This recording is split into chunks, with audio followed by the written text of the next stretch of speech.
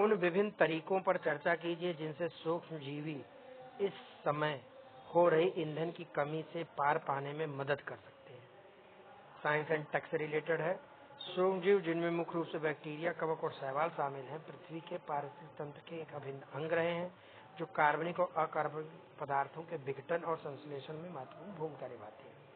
महत्वपूर्ण बात यह है कि इन सूक्ष्म जीवों में मौजूदा ईंधन की कमी जैसे समकालीन मुद्दों को संबोधित करने की क्षमता है, जो सतत और पर्यावरण अनुकूल समाधान प्रदान करते हैं। वर्तमान ईंधन की कमी को पूर्ण करने सूक्ष्म जीव किस प्रकार मदद कर सकते हैं? बढ़ी हुई उपज, अत्याधुनिक जेनेटिक इंजीनियरिंग तकनीकों का लाभ उठाकर सूक्ष्म जीवों से जैव ईंधन की पैदावार बढ़ाई जा सकती है। पहले तो पैदावार ही बढ़ा देंगे जैव ईंधन की, जो औद्योगिक क्रांति ला देगा, फिर उन्हीं जैव ईंधन से ईंधन बना देंगे हम।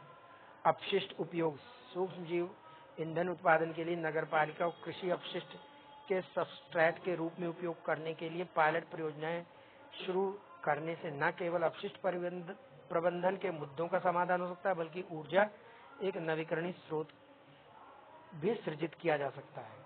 ठीक है। उसके बाद लागत कुशल विकेंद्रीकृत उत्पादन इकाइयों को विकसित करने से ईंधन और रसद से जुड़ी लागतों को कमी आ सकती है। इसके अलावा सब्सिडी और अनुदान के माध्यम से स्टार्टअप को प्रोत्साहित करने से नवाचार को बढ़ावा मिल सकता है, जिससे प्रक्रिया अधिक लागत प्रभावी हो सकती है। अनुसंधान एवं विकास, शैक्षणिक संस्थानों को सहयोग से राष्ट्रीय अंतर्राष्ट्रीय शैक्षिक पहल सूक्ष्मजीव प्रतियोगी पर पाठ्यक्रमों को एकीकृत करने से सरकारी नीतियां माइक्रोबियल ईंधन के क्षेत्र में निवेश प्रोत्साहित करने के लिए प्रतियोगियों में वैश्विक नेता बनने के लिए मतलब सार्वजनिक भागीदारी, कौशल विकास। ठीक है, 1 मिनट रुकिएगा।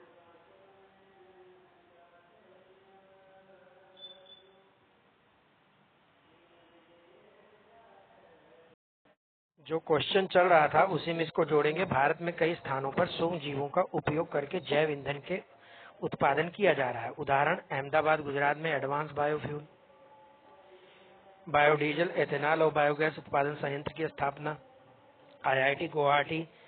आईआईटी गुवाहाटी ने शोधकर्ताओं ने मैथनोट्रॉपिक बैक्टीरिया का प्रयोग करके मीथेन और कार्बन डाइऑक्साइड को जैव ईंधन में बदलने का एक तरीका विकसित किया है। आईसीजीईबी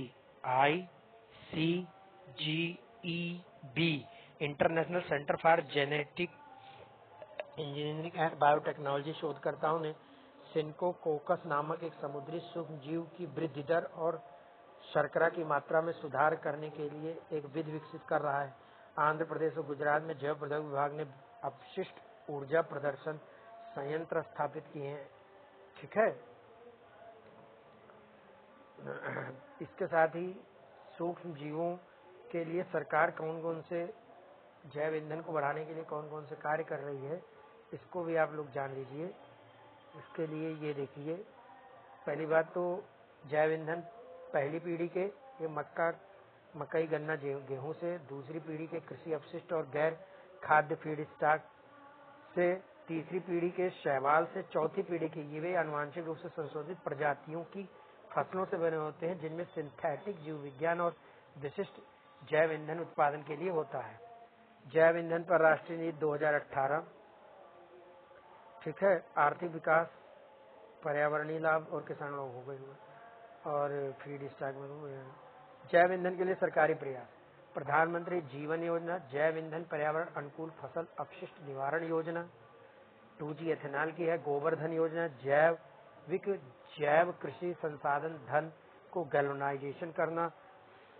सतत योजना, सस्ती परिवहन के लिए टिकाऊ विकल्प। SATAT सतत योजना, सस्ती परिवहन के लिए टिकाऊ विकल्प। यह ईंधन के विकल्प के रूप में संपीड़ित बायोगैस CBG उत्पादन को बढ़ावा देती है, जिसका लक्ष्य 2025 तक 5000 CBG संयंत्र स्थापित करना है। धन्यवाद।